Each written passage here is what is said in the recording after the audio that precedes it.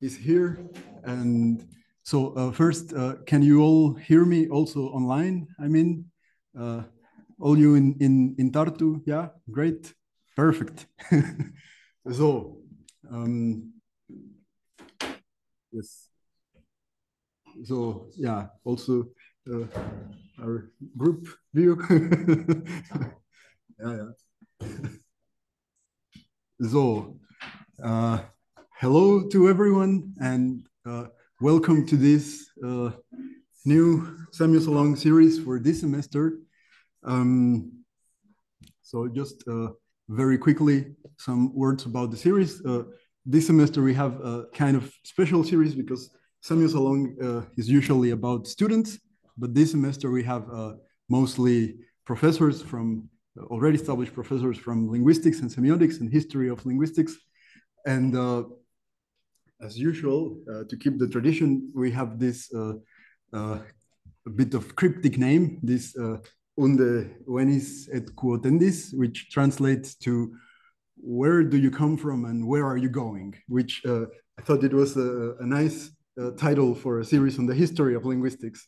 And this phrase is taken from one of Horatio satires, where he's walking along some sacred path and he runs into a guy that he doesn't really like, but he doesn't know how to get rid of him. And then another friend comes and asks them, so where do you come from and where are you going? And I was thinking whether, because we are semioticians, we tend to interpret everything, and I was thinking whether this part could be interpreted in some way, like whether linguistics was Horace that was walking, or yeah. So well, maybe it's a nice thing to consider. But yeah, I'm very happy because we have very nice lineup of presenters. And I'm really happy to have as our first speaker, Professor John Joseph from Edinburgh University. As you know, he's a professor of applied linguistics there. He has written a lot of books, and I will name my favorite ones, which is this limiting the arbitrary linguistic naturalism and its opposites in Plato's Cratylus and modern theories of language. He also has some essays in the history of American linguistics. It's called From Whitney to Chomsky.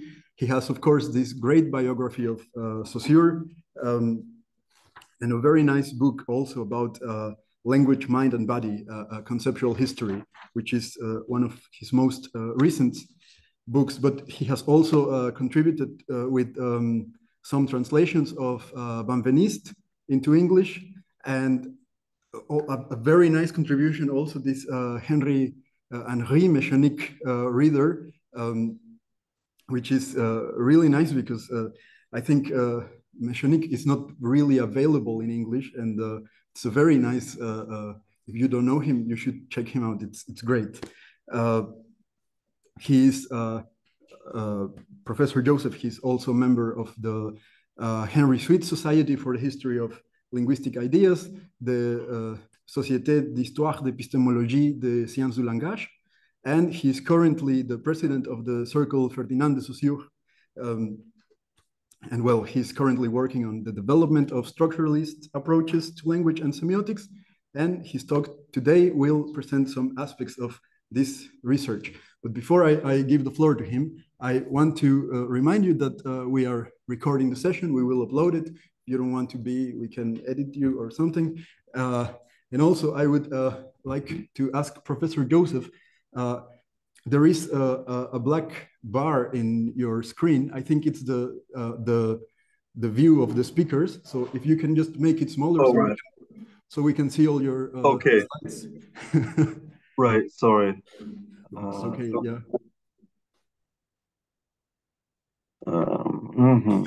Hide video channel. Is that better? No. No. Can you? Yeah, no, it's perfect. No, okay, okay, good. Okay. Yes. Okay. Right. Yes. So now we can see your slides very well. Okay. Yes. And now, well, his talk today will be on structuralism and fascism. And yeah, now please, Professor Joseph, you can take it over. Thank you. This is an exploratory talk in which I'm trying to see whether or not there's a question worth pursuing further. Why do structural and structuralism begin to appear in the writings of European linguists, semioticians at the end of the 1920s, catch on in the 1930s, and become mainstream starting in 1940? Is it related to developments that were going on in academic fields other than linguistics, to developments outside academia?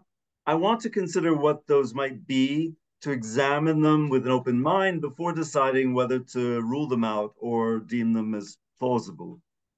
The defining movements of this period of history were Marxism and fascism, which countries and individuals had to be for or against, even if they were officially neutral.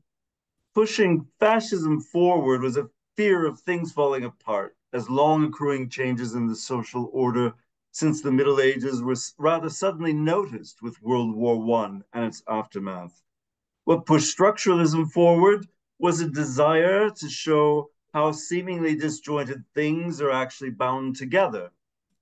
Fear and desire, for instance, which I've just associated with fascism and structuralism, are strangely connected. They have in common the element of control, or rather its absence. One desires only what one does not possess.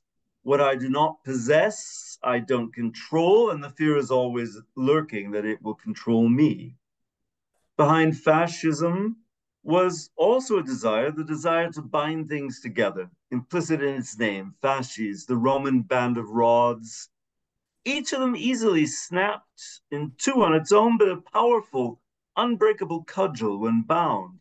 Most of us only reach for a cudgel when we're afraid, but at that moment we cannot deny desiring one. And behind structuralism was not just a desire, but also a fear that the objects of science might be so fragmented that the illusion of knowledge is only a sort of blindness produced by the chaos swirling around us.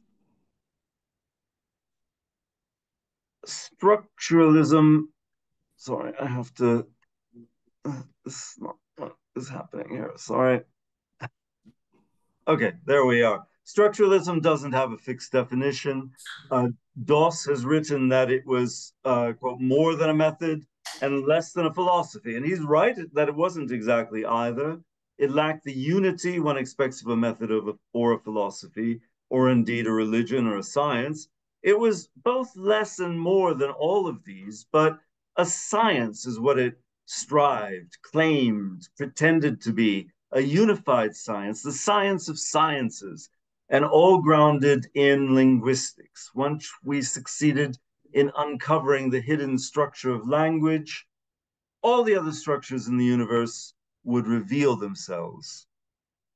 Émile Benveniste, in the section on the Greek word thémis in his Vocabulaire des institutions indo-européennes, wrote something which I think reflects what structuralists were after. Quote, the general structure of society, defined in its broad divisions by a certain number of concepts, rests on an assemblage of norms which add up to law.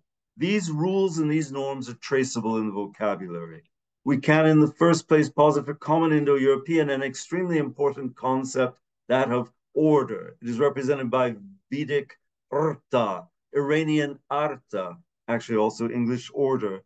This is the concept of order which governs also the orderliness of the universe, the movement of the stars, and further the relations of gods and men, and finally the relations of men to one another. Without this principle, everything would revert to chaos. The structuralism is the search for the system that is this assemblage of norms which add up to law. No wonder its draw was so strong. It's the concept of order in language without which everything would revert to chaos. Who knows whether Benveniste saw, let alone intended, the reflexivity of these comments. A few paragraphs on, he remarks, quote, everywhere the same notion is still perceptible, order, arrangement, the close mutual adaptation of the parts of a whole to one another. Well, if you seek a definition of the structuralist view of the language system, this is as close as you might hope to get. Yet Benveniste himself sits uncomfortably within the structuralist paradigm as generally treated, and he's far from alone. In his 1963 review of Foucault's History of Madness, Derrida wrote about, quote, a violence of a totalitarian and historicist style, which eludes meaning and the origin of meaning, adding that, quote, I use totalitarian in the structuralist sense of the word, but I'm not sure that the two meanings, the other being the historical meaning, I'm not sure that they do not beckon each other historically. I think there's a prima facie case for asking whether an approach to languages as being systems in which tout se tient, the great structuralist motto, whether that has any conceptual overlap with a form of political organization symbolized by a bound bundle of branches, weak individually but strong when strapped together, given how these two conceptions arose in the same period. Do they indeed beckon each other historically? In analyzing the development of linguistics and semiotics in whatever period, we rarely take account of what was happening in the world at large at the time, but linguistics and semiotics are the works of linguists and semioticians inhabiting a particular world from which we cannot detach ourselves, however hard some may try. Methodological taunts, such as biographical fallacy and technological determinism, their reductiones ad absurdum, which license us to turn a blind eye to what in fact is not determinism, but simply realism about what the linguists and semioticians were living through and how it inflected their understanding of the concepts and terms they used. Today, the Oxford English Dictionary defines fascism as, quote, an authoritarian and nationalistic system of government and social organization which emerged after the end of the First World War. This is 1B, after the end of the First World War in 1918, and became a prominent force in European politics during the 1920s and 30s, most notably in Italy and Germany, later also an extreme right-wing political ideology based on the principles underlying the system. In extended use, depreciative, any form of behavior perceived as autocratic, intolerant, or oppressive, especially the advocacy of a particular viewpoint or practice in a manner that seeks to enforce conformity. Structural linguistics developed in the 1930s and 40s in Prague, Paris, Copenhagen, and other academic centers, where the creeping shadow of the fascism that had arisen in Germany and Italy could scarcely be ignored. Czechoslovakia and Denmark would be occupied by Germany. France would come under three distinct forms of German domination, with other parts of France under Italian occupation. Estonia was occupied first by the USSR, then Germany, then the USSR again. The relatively few structuralists in Britain knew full well that the ambitions of the Nazi government extended to them, and so did those in the USA, even absent any bombing there. Those in Geneva had their doubts that Swiss neutrality would be respected, particularly since Denmark's had not, but ultimately it was, and without the concessions that protected Sweden's neutrality. One obvious impact of fascism on structuralism is the emigration of scholars, including Roman Jakobson's move from Prague to New York via Denmark and Sweden. The OED definition doesn't include anti-Semitism or other kinds of racism, except insofar as nationalism became bound up with them, so much so that it would be neither possible nor desirable to try to separate racism out as an accidental quality of the fascist regimes. However, in the extended use of fascism, it seems possible to identify variants that don't imply racism. I'll return to this. The courses which Jakobson gave in New York at the makeshift École Libre des Hautes Études to an audience which included Claude Lévi-Strauss are generally credited as having been the key moment in the exportation of structuralism from linguistics first to ethnography and then to other fields of the humanities and even the sciences.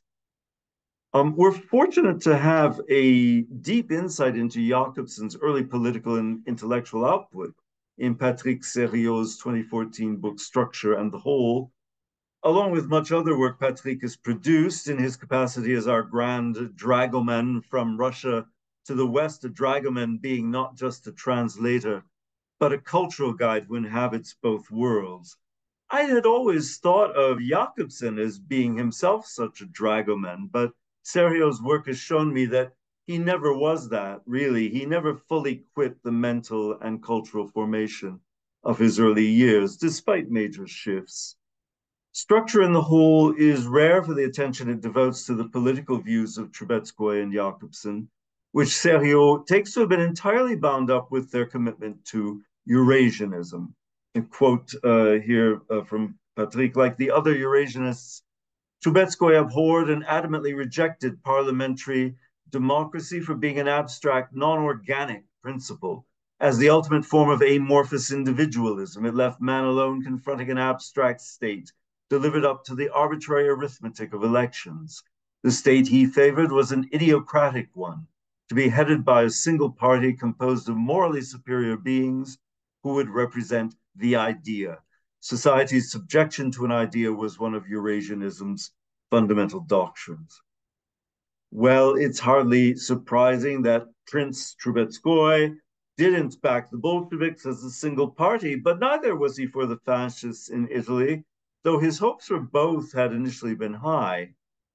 Says Serio, quote, for Eurasianists, communism and fascism were coarse approximations of the perfect idiocratic state.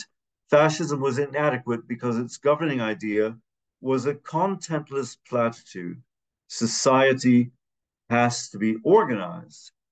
As for democracy, it, quote, was nothing but the barely masked anarchy of ever-changing individual wills, specifically uncontrollable factors such as freedom of the press or private capital should be banned entirely. Liberalism and democracy were idiocracy's worst enemies. Ultimately, quote, the enemy was indeed the bourgeois, mired in his comforts and materialism. The idiocratic state would return the people to their true nature as a whole, their unique nature as the Eurasian people. This also figured in Trubetskoy's conception of a language. That's the next quote here. For Eurasianists, there was nothing universal about the cosmos. It was fragmented into several worlds that by law, as it were, differed from each other. For Trubetskoy, and in direct contrast to Mallarmé's famed assertion in Crise de Verre, languages which are imperfect, this is Mallarmé said, languages which are imperfect insofar as they are many. For Trubetskoy, languages and cultures were perfect for that very reason. When in 1924, Stalin and Bukharin tore up the Marx-Lenin-Trotsky doctrine of universal revolution in favor of socialism in one country, it wasn't necessarily just for strategic reasons. In the 1920s and early 30s, Jakobson's thinking aligned with Trubetskoy's, but at a certain point, Jakobson's took a universalist direction in some regards, but not all. A tension would remain between his belief in a teleological force inherent to all language use, and how that force is realized uniquely in each self-contained language system. In Paris, the acknowledged leader of the structuralist school, Antoine Meillet, was producing work which was significant for taking account of the social conditions in which languages are created, spread, and undergo change. He would be presumably he would presumably have been less open to the charge of abstract objectivism, which the Marxist Voloshinov leveled so pointedly at Saussure. But Meillet's vision of society was very far from the Marxist one. He was the first to publish the sentence, language is a social fact. in a 1905 article on how words change their meaning. Like Saussure, Meillet uses the word social in its original sense of what binds people into a collectivity, a sense that will undergo a shift across the 20th century, becoming finally its opposite. Sociolinguists since the 1960s have been interested in what distinguishes individuals from one another within the same language. Meillet was sensitive to what he called the valeur, or value of words, which is not valeur in Saussure's sense, where the value of a signified or a signifier is generated by its difference from other signifieds and signifiers on its associative axis. Discussing the vocabulary of Latin, Meillet wrote that, quote, not all words are at the same level, at one same level. There are noble words and peasant words, the words which designate the most general ideas. Sorry, this should be just one most there. Such as more to live and vivere to die, the essential acts, family relations, the principal domestic animals, the dwelling of the family, which was the principal unit, domus, house, and fores, home, etc., represent the vocabulary of the Indo-European aristocracy, which got extended to the entire domain. These words designate notions. They have no affective value, and they have a minimum of concrete value. Vos, ovis, sus are applied both to the male and the female. These are terms which indicate property, not breeders' terms. Likewise, domus and fores evoke the dwelling of the chief, not a material construction. The abstract value of the words tied to the aristocratic character of the language is an essential feature of Indo-European vocabulary. Thus, aristocratic language is abstract. Peasant language is concrete. This is, of course, a widespread trope visible, for example, in Ivar Ersen's romantic creation of a new form of Norwegian, landsmål, based on rural norms rather than urban ones, giving it a claim to authenticity literally grounded in the soil. But as Meillet continues his discussion of Latin vocabulary, it becomes clear that his outlook is, again, quite different concerning tense and aspect in the development of from Old Latin to Classical Latin. Meillet writes, quote, the category of tense is rational, and that of verbal aspect, expressing the degree of completeness of the process, is relatively concrete. We understand then that with the development of a civilization of an intellectual character, in which the thinking of the leaders takes an exact philosophical turn, and where children and youths are educated in schools, the notion of tense takes precedence over the notion of aspect. Sociolinguistics again, Meillet invokes the thinking of les hommes dirigeants, men who direct, and of training in schools in order to explain the origin of abstract tense, the rational category, not entirely replacing concrete aspect, but taking precedence over it, just as the leaders, the nobles, have precedence over the peasantry. I wouldn't call this linguistic fascism unless all feudalism is fascist, which some might say it is. But on a scale with fascism at one end and liberal democracy at the other, Meillet is not leaning toward liberal democracy. It's similar when he writes about civilization. In various writings, he insists on, quote, the action which the mentality of the speakers and their degree of civilization exercises upon the development of the language, the resistances which result from fixed forms obstructs the action of the facts of civilization, which acts on the speaker's mentality and can go so far as to drive the language in a direction contrary to the one it would normally take. Here we see both the reality of this action of the facts of civilization, and on the other hand, the power of the existing linguistic material from this article in 1919. It's as though two quasi-fascist forces are struggling for control of the speaker's mentality. The structure of the language, here called the existing linguistic material, and the facts of civilization, treated here as an external imposition on the direction the language's development would normally take. Meillet considers this imposition inevitable and doesn't celebrate it, but accepts it without sentimental regret, that civilization also entails the loss of small languages. His protege, Aurélien Sauvageot, would later write that, quote, the languages which he called languages of civilization were those which had the greatest expansion and were bearers of the most developed civilizations in Europe. It came down essentially to French, English, and German on the western side, and Russian to the east. Meillet wrote in 1918 that, quote, the small national languages are a phase passed through by uncultivated peoples in order to come closer to universal civilization. 1918, the post-World War I mood has classically been described as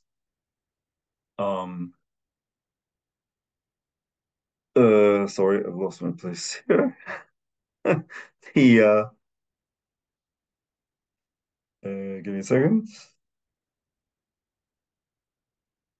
Right. The post-World War I mood has classically been characterized as one of disorientation and fragmentation following the collapse of an old order. Certainly that's what I was taught as a lad, reading T.S. Eliot's The Waste Land and avoiding reading Oswald Spengler's The Decline of the West. That mood was the explanation offered for the rise of fascism in Italy and contributed to the appeal of the Nazi Party, along with the economic suffering of the Weimar Republic, worries about the spread of communism from the USSR, and related to both of those, anti-Semitism. Still, old orders have always been collapsing. Meillet seems to have been particularly sensitive to this mood of a sea change, as can be seen from the title of his big 1918 project, Languages in the New Europe. My earlier citation of from Sauvageot continues, Meillet could come to only one conclusion. Europe had no interest in accentuating its linguistic fragmentation. The multiplying of secondary languages, small languages, would be fatal to it. He feared a balkanization of Europe. He hoped to see the secondary nations choose to express themselves according to two registers, that of their own language for the ordinary needs of life, and that of a language of civilization for everything that rose above local contingencies. He hoped to see them choose. Well, how does a nation choose to change its language choice? It can happen democratically, as it were, over the course of centuries, but for it to happen sooner has always required some degree of top-down imposition. We're likely to call it fascism if we don't see the advantages of it outweighing the disadvantages. But once again, it's down to the definition of fascism. Is there leakage between Meillet's views on language choice and language structure? Recall the earlier quotation in which he spoke of, quote, the resistances which result from fixed forms, and, quote, the power of the existing linguistic material. The cat is chiming in over here. All in connection with speaker's mentality, and the opposing force also on speaker's mentality of a language of civilization. Mentality is the bridge. I think you better let the cat back in. It's going to be even worse.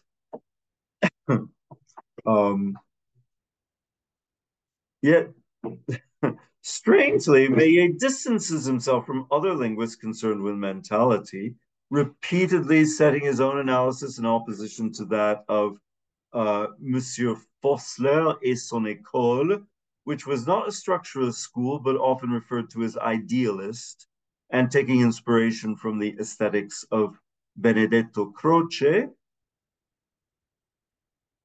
Croce, who initially supported Mussolini's fascist regime, but soon became one of its staunchest opponents. This isn't to say that anyone's philosophical and political views need necessarily align. Karl Fossler, too, resisted the Nazis and suffered for it, even though his theories were quite in line with their ideology.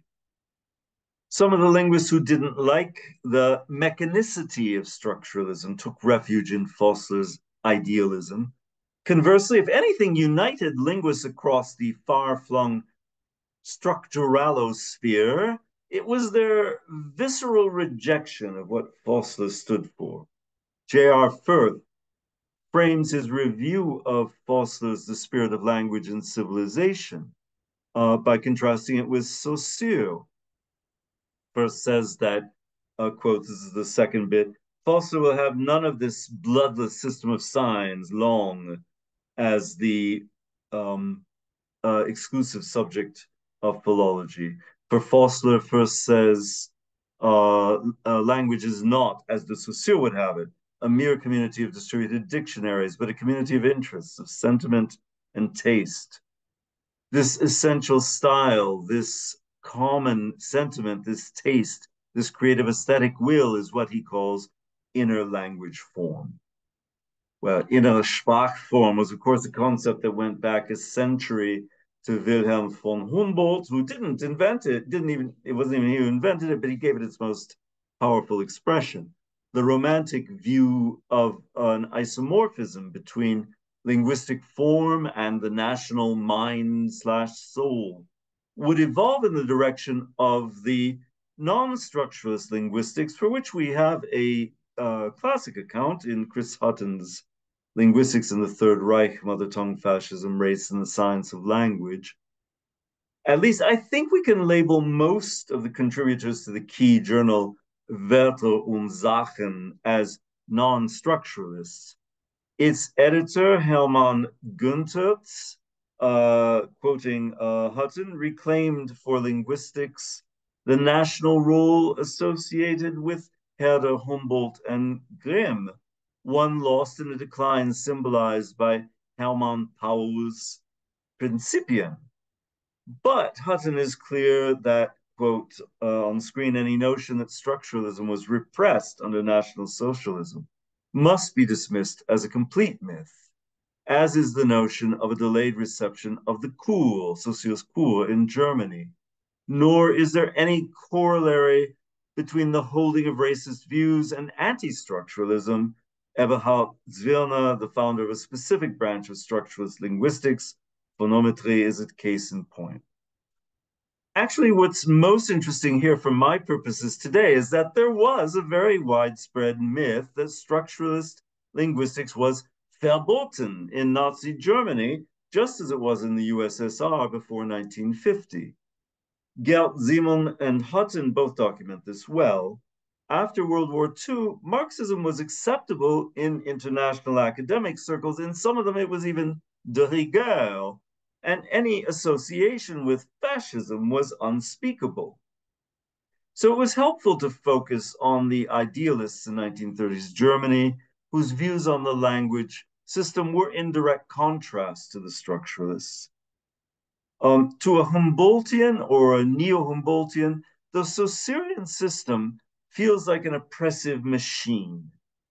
A social fact, perhaps, but social in the fascistic sense of binding people together with straps.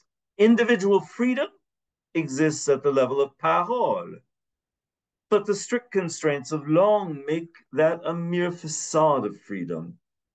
On the other hand, to a Saussurian or post-Saussurian structuralist, Fossler's idealism is troubling because his inner language form is not bloodless. Its spiritual nature, announced from the very first word of its title, Geist, contains the old and still alluring conceptions of the genius of the language and its bond to the race that speaks it. Blood and race are synonymous. Geist is cognate with ghost, and in this opposition, it is the ghost not in the machine, but the ghost against the machine. And it's also the ghost of Nazi racial ideology. So whichever way you turn, some sort of fascism beckons. The post-war period also saw a powerful reaction amongst American structural linguists against any attempt to compare languages in terms of their simplicity or complexity because of how such comparisons had been used to compare peoples in terms of their supposed intelligence, level of civilization, even their humanity. The reaction, as documented in Josephine Neumayer 2012, culminated with the Encyclopedia Britannica article on language by George Traeger, quote, all languages of today are equally complex and equally adequate to express all the facets of the speaker's culture, and all can be expanded and modified as needed. There are no primitive languages, but all languages seem to be equally old and equally developed. Half a century later, linguists interested in complexity were still struggling for acceptance of their research. As David Gill put it, quote, some people seem to think that if one language were shown to be more complex than another, then it would follow that the latter language is in some sense inferior, which in turn would entail that the speakers of that language are inferior. And from here, we're only one short step to ethnic cleansing. Neumayer and I comment that, quote, Gill's reductio ad absurdum would be more blatantly absurd if it didn't fall within living memory of when Nazi genocidal policy found support from linguists who were ready to furnish scientific evidence that Jews were not human because they spoke parasitic languages. This is all documented by Hutton. Today, research on simplicity and complexity of languages has been rehabilitated, but its long period of repression is, I'd say, a case of a direct and quite consequential impact of fascism on structuralism, even if of a negative order. In the post-war period, the dark memory of fascism also aided the legitimacy of what had come to represent its polar opposite, Marxism. And this was also the period of decolonialism, which got bound up with Marxism in the Cold War context. Structuralism was seen as representing a new opposite to Marxism, taking over the position that fascism had vacated. Though, as I mentioned earlier, already in 1929, Voloshinov was dismissing Saussure's linguistics for refusing to recognize that every sign contains the class struggle, thus shoring up the power of the bourgeoisie. On the other hand, we have George Orwell, who had experienced British colonialism in Burma before entering the struggle between fascists and communists in the Spanish Civil War, and emerging convinced that they were equally oppressive and that the oppression was exercised most powerfully through language. His satirically intended Newspeak exposed the manipulation of language to produce thought control, and in this, it was similar in spirit to the discourse analysis introduced by Zelig Harris in 1954 and carried on to the present day by his student Chomsky, as well as the critical discourse analysis that came out of work by Michael Halliday, though that's been directed almost exclusively at right-wing governments, whereas Orwell, and to an extent Chomsky, take the position that all governments are at it. Going into the 1950s, we find structuralism spreading from linguistics and semiotics to ethnography and a vast range of other fields, and its rapidly growing visibility led to increasing attacks. Marxists, meanwhile, were having to deal with the fallout of the Kremlin's revelations about Stalin's regime following his death in 1953. And then during this last week of October in 1956, the week I was born, by the way, the Soviet invasion of Hungary. Some, notably Jean-Paul Sartre, gripped their party membership cards all the more firmly, but probably more like Sartre's close associate, Merleau-Ponty, decided it was time to break away. Merleau-Ponty did take a serious interest in Saussure and Parole at the time, but he didn't become a structuralist. Many academics, however, did take that route as a way out of Sartrean existentialism and engagement, as Edith Kurzweil's written the advent of structuralism seemed to supply an honorable intellectual escape from confronting the limitations of both Marxism and existentialism. Those who drifted into the structuralist debates found a means to de-radicalize themselves without abandoning their humanist convictions. To call oneself a structuralist in 1950s Paris then was a way of doing what French society in general was silently conspiring to do, to put the war and its divisions behind them, trying to forget who had collaborated, who had resisted, and displacing the debate over the pros and cons of Marxism from the center of everything.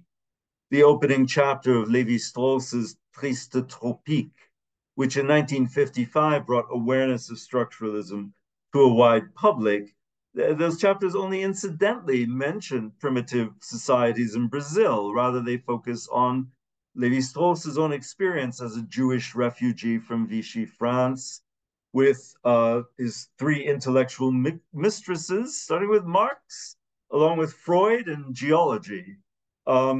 This made him, as the front man for structuralism, personally immune from the attacks of reactionism and implicit collaborationism, which existentialists launched against structuralists virtually as a reflex. As Kurzweil writes at the end there, structuralism would become the new conservatism of the left.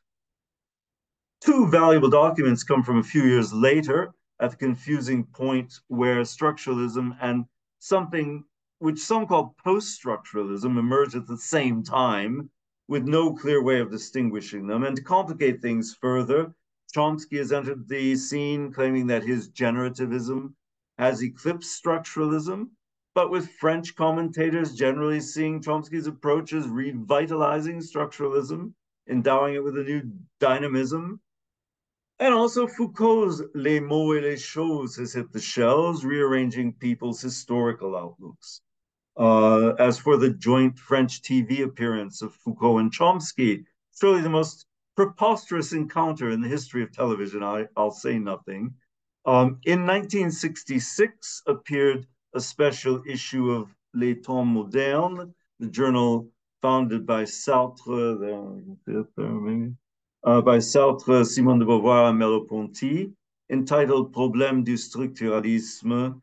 And in October 1967, a special number of La Pensée with the more neutral title Structuralism and Marxism. The order of the two words, though, is significant, and what it signifies is that at this point, structuralism is the more grabbing, the sexier of the two words.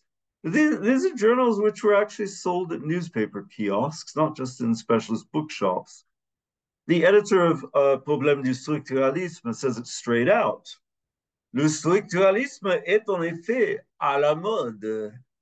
He goes on to say that, quote, structuralism and not structure finds its first definition by opposition to atomism, which isolates terms of which the ensemble is simply their juxtaposition.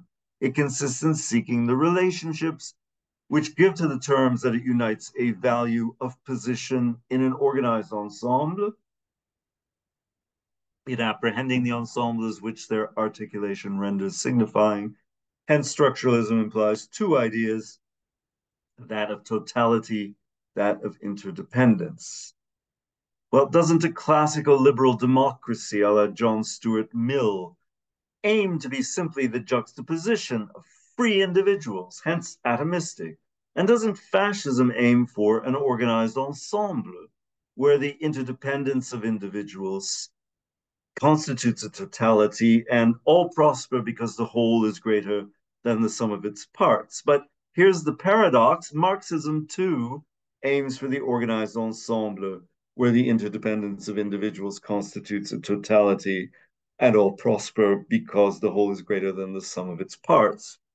What I'm suggesting is that, arguably, Marxism and fascism have more in common than either does with structuralism, even though structuralism overlaps with both fascism and Marxism. Perhaps the most striking of the contributions in these two special issues is in the second one, Structuralisme et Marxisme, And it's by a little remembered figure, Roger Garaudy, a Christian communist, which may seem like an oxymoron, but actually applies to the nuns who educated me as a boy. His article, Structuralism, a Mort de l'Homme, Structuralism and the Death of Man, worries about Foucault in a vein that brings to mind our present day worries about artificial intelligence. Most apparent is, quote, the conditioning of people's behavior by structures, much more than the creative moment. This aspect of experience seems to justify the undertaking of this abstract structuralism. Garaudy's optimism is evident. He goes on to say that our abstract structuralist theorization is a theorization of a reality that's becoming outdated. We can fearlessly tell them, you are already men of the past. You theorize about a situation of the man who reigned supreme in the 19th century and the start of the 20th, but who's no longer the reality in the process of being born and developing at the end of the 20th. How did the divorce occur between structure and history? This came from an illegitimate extrapolation of the theses of Saussure and Jacobson, the great linguists who wrote our century's textbooks. Which is ironic because neither Saussure nor Jacobson actually wrote a textbook. But for Garaudy, structuralism is a throwback to pre-Marxism. Quote, the great problem is that the word structure is a noun. It would be much better if it were a verb, because each time we use a substantive, we're always tempted to look for a substance behind it, and we turn the structure into a thing when it's essentially an act, or rather the information of an act, information in the sense that there's no reality separated from the people who act, who actualize the structure of language in their words or their writings, the structure of a myth in their behavior or their belief. In short, it's important in structural analysis not to sacrifice to the product, the producer, in the act of production. This is one of the major teachings of Marx in Capital, where he warned us against the illusions born from the fetishism of merchandise. Garaudy seems not to have been aware of the concept of enunciation, which had been developing since the late 1940s in the work of a group of structuralists, which included Jacobson, Benveniste, Lacan, and the less remembered Jean Dubois, whose article on enunciation preceded the one by Benveniste that's often credited with inventing it.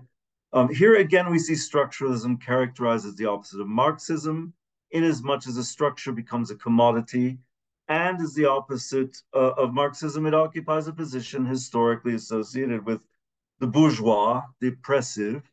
Foucault, who was Garaudy's main whipping boy in this article, told an interviewer, quote, you understand what the maneuver of Sartre and Garaudy consists of when they claim that structuralism is a typical ideology of the right. This allows them to designate as accomplices of the right people who in reality are located to their left, which also allows them to present themselves as the lone representatives of the French and communist left, but this is only a maneuver. By the way, Garaudy converted to Islam in the 1980s and was convicted and fined for Holocaust denial in 1998. Well, I trust that you appreciate the slipperiness of the problem I've posed. None of the terms on which this question is based has a definition separate from the debates around the problem itself. What I think that by way of conclusion, I can say with some confidence is that the history of structuralism, and by the way, I believe that linguistics and semiotics continues to be in the structuralist period. The history of structuralism needs to take account of its relations, not just to neo-grammarianism, idealism, Marxism, generativism, but also to that very powerful ism that dare not speak its name, and with which it shares no clear genetic, political, or even philosophical relationship, but has overlaps that, as Derrida put it so well, beckon each other historically. Thanks for your attention. I welcome whatever suggestions, directions, criticisms you may offer. And as for questions, I'll do my best, but I'm still looking for answers.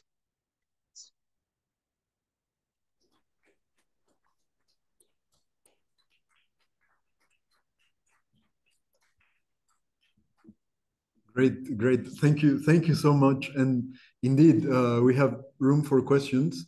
I know I have some questions, but I would like people from the audience, either here or online. So. It's fabulous. Absolutely fabulous.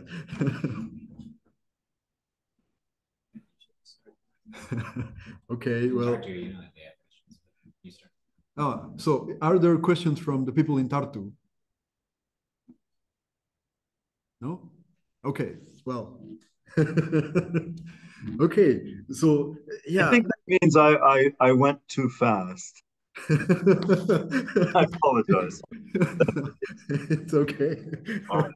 No, but it was really nice. I have, so one question I have, and it's a question I have always had, was, so I understand Schuchart, this, you know who I'm talking about, the Yes. from Word and Things.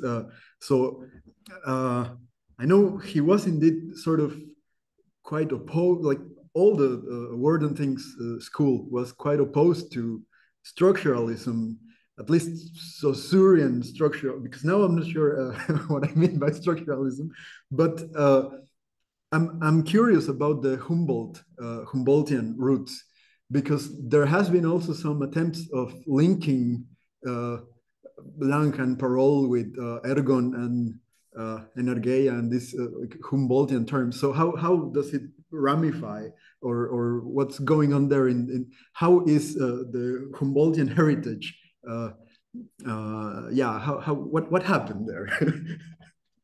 I myself, I think that first of all, Saussure really didn't like Humboldt. From the time he was a student in Leipzig and heard lectures on Humboldt, his notes make clear that for him, this isn't his way of seeing things. Nevertheless, are there some parallels between the ergon energeia distinction and parole long distinction? Undoubtedly, undoubtedly.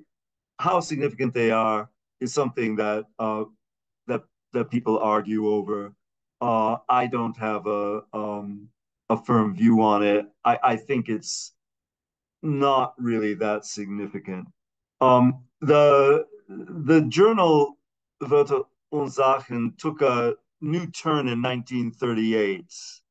I mean, I know this really from Chris Hutton's and Gelt Simon's work, but it took a new turn in 1938, where it didn't dissociate itself from its Schuchartian roots at all, but tried to be more um, um, all embracing, I suppose. And it does have articles by people who are structuralists. It does contain work in a structuralist vein. And nevertheless, it's dominated by the idealistic approach. But again, you know, we're talking about a period in which nuances matter greatly. And although I sat with Chris Hutton, we spent many nights in Hong Kong. We were with colleagues in the University of Hong Kong at the time when he was writing his book, Linguistics in the Third Reich. And we spent many long nights in Lan Kwai Fong talking about this stuff. And the main thing that I took away from it is that everybody should read that book. Really, Chris's book is superb, and it goes into all the nuances that are so easy to overlook. And again, you know, particularly this I grew up with this idea that the structuralism was completely absent from 1930s Germany. And you know, he shows very well that that was kind of a self-serving myth. I don't think that people were deliberately lying, but it was comfortable to overlook the presence of structuralism in 1930s Germany, linguistics, even amongst those linguists who were supplying the Nazi regime with what was asked of them, which was proof that that Yiddish was not a proper human language. Yes. So I will pose one more question, because I was specifically interested in this question and in this school, because, as you know, some members of this school were like, they signed all these things like in favor of like supporting Nazi regime, and some of them later moved to other countries. And there is one he was called Fritz Kruger, and he went to Argentina, and a very famous Argentinian linguist and semiotician worked with him. So Luis Prieto, he worked with Kruger, and Kruger was an opponent of Prieto's thesis in his doctoral thesis. And Prieto's doctoral thesis was about phonology of Spanish. But Kruger resigned to the committee that was evaluating the thesis, because he thought that it made no sense to write some papers about how Spanish has 5 vowels. You just know that it has 5 vowels. So this idea of I think there is also some political implication there in what is given in language, and how the data of languages is to be both constructed and then interpreted. So this sort of tension between what is given and what is not given in linguistics, I think, yeah, and that's why I was wondering also about the Humboldtian influences and these kind of things. Yes. If you want to add something on that, it's okay. If not, we can hope if there are more questions. I mean, again, I think that the Humboldtians I've known have uh, been like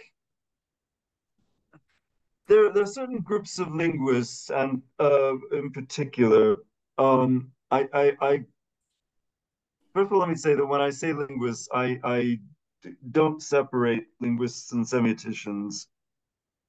Some people do. Some linguists don't like semioticians, but from my point of view, every linguist is a semiotician, whether he wants to be or not. And so there's some group of linguists who saw and still see structuralism as this, as I think Firth put it very well, this bloodless system of signs. This wasn't Firth's own view, but that the structuralism loses sight of the human factor in language. And in Humboldt, you have the human factor returned. However, Humboldt is a difficult writer. You cannot take things at face value. So when Humboldt writes about the individual, for instance, he doesn't mean you or me. He means every speaker of Greek, or every speaker of, so they're all sort of like bound together. He means the people. And so these are what I'm trying to suggest is that these are two different forms of fascism. I hesitate to use the word because it has only negative connotations. But in that literal sense, that etymological sense of binding together, the Humboldtian way is binding the people together through their language, and the Saussurian way is binding the language together and leaving the people separate to use it, but the people seem then to become secondary and not maybe not even to matter at all. This is partly because Saussure died before he could give the next version of the course in Geneva that he was going to give, which was going to be on the linguistics of parole. But I think that these are two very different outlooks on the nature of language and semiotics and its separability from people, from human beings. And Marxism, the entry of Marxism only really complicates matters, I think. Yes, thank you. We have another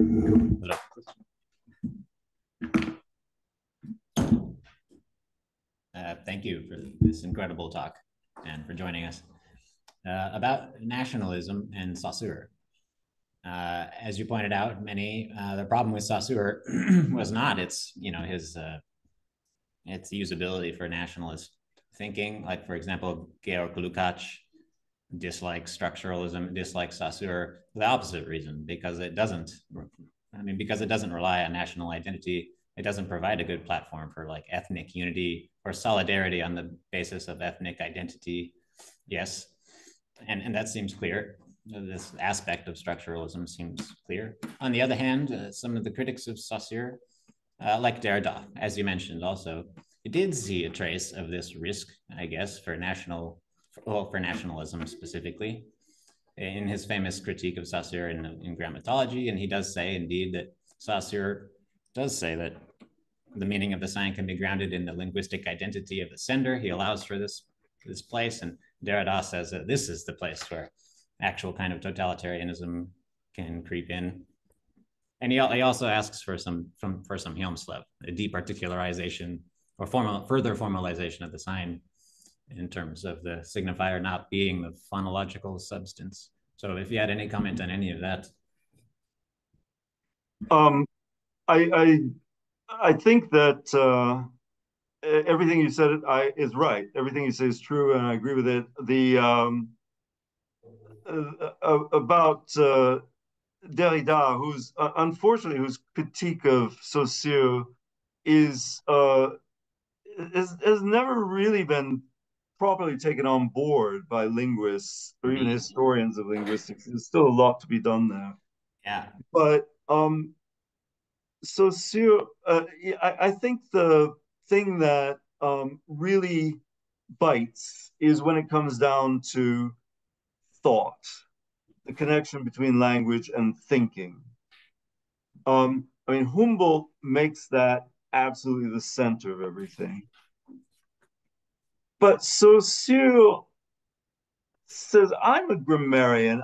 The thinking business, that's for psychologists and philosophers to do.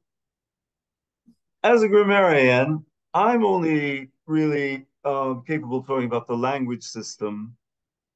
And particularly at the end of the course in general linguistics is this section where he completely disowns all the literature that somehow links language structure to ways of thinking. He totally disowns that. And so from my point of view, that's really the crux. And yeah, Derrida brilliantly, Derrida is always brilliant. He, brilliantly finds places where, yes, things that Saussure says do seem to, say the opposite, seem to, deconstruct. He's really cherry picking, I think, in this critique of Saussure, and he makes a mountain out of a molehill, it seems to me. Yeah, but what molehills? What magnificent molehills. And or what magnificent mountains, maybe, I don't know. To make a mountain out of a molehill is quite a trick. I think that probably as academics that that's probably mainly what we try to do, isn't it? And few of us do it quite as well as Derrida. But I think that again, if you really think as I do, that the language and thought connection, the structure of language and how it connects to the structure of thinking is at the center of it, then you're going to have Saussure and structuralism on one side. You're going to have Humboldt, you're going to have idealism on the opposite side. It's funny. It's just funny that people want to use this system focus, abstract system focus, as a risk of totalitarianism, when it seems to me that it's this formalization which is the protection, or this is supposed to be what protects it from becoming ideology. Yeah, right. Quite so. Yes, this whole thing is full of paradoxes, and I've run into quite a few. So I don't know whether this is a real topic or not. This is what I'm trying to explore, whether structuralism and fascism is a real topic, a worthwhile topic, something that's worth spending more time on. And the things that you've said regarding Derrida's critique, do shore up my faith that, yeah, maybe there is something to see here. Great, thank you. So we have one question in the chat, so if we can briefly go through it, so we can move on to the next presenter. But there is one question there. It's by one of our Tartu students. He says those relations between thinking in systems and political systems are not simply arbitrary. We could do fascism with Marxism as well than with structuralism, right? And well, I think that dear Uncle Joe Stalin and dear Chairman Mao have proved that you are quite right about that, personally. And there has not been, as far as I know, a structuralist fascist regime in any major country. But I do agree with, I think, the main point that you're getting at here, that there's nothing uniquely fascist about or anything uniquely right wing about structuralism, despite it having been taken for granted in France, for decades, that was the case. That if you were a structuralist, it meant you were not a Marxist, and therefore you were basically a fascist. Well, great. That's it's a great talk, and yeah, thank you again for being with us. And yes, now I just want to correct myself, because I said Kruger resigned, and he didn't resign. He was in the committee. He just gave a very bad grade on one part of the thesis. But all right, yeah, because he didn't like phonology. So yeah, but well, anyway. Well, Prieto, of course, then became my predecessor as president of the Cercle Ferdinand Saussure. Yes, and yeah, also very enthusiast about Marxism and communism, and yeah. But well, thank you a lot again. Thank you. Thanks to all of you for the invitation, and I look forward to hearing more talks. Yes, indeed.